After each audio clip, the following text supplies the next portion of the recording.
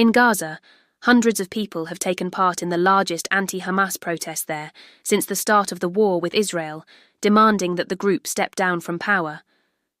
It comes a day after Islamic Jihad launched rockets from northern Gaza, which prompted Israel to order the evacuation of large parts of the city of Bar.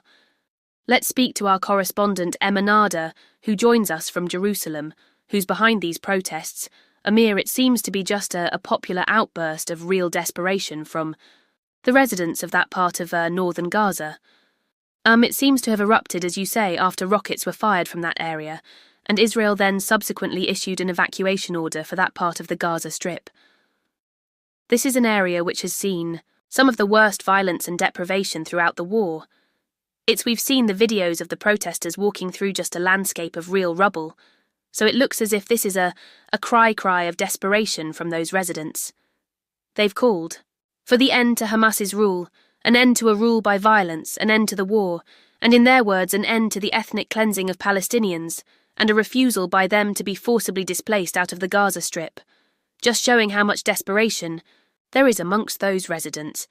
And indeed, we heard reports, subsequently, that some masked individuals went and tried to break up the protests, alleged to be members of Hamas, who then do they want to run Gaza in some of the chats. We see, people saying that they don't want any outside force, any outside force to rule Gaza. They want Gazans themselves to be in control. They say, we are a people of peace. There's been so much talk internationally about, the forced transfer of Palestinians outside of the Gaza Strip. So many discussions and debates internationally around what the future of the Gaza Strip should be, with obviously very little say in those discussions from the average Gazan on the ground.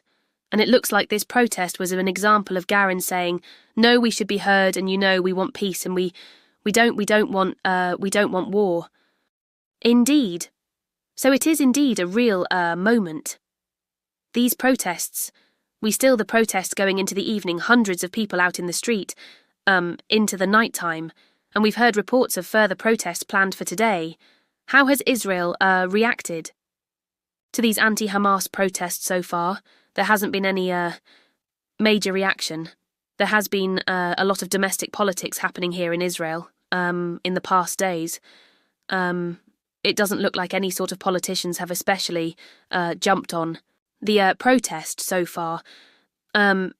I think, some might say that the chants also making clear that they are anti-war was perhaps, a sort of determination by the pro-protesters to say, whilst we are against Hamas's rule, this isn't necessarily endorsement of the military campaign to dislodge Hamas from the Gaza Strip.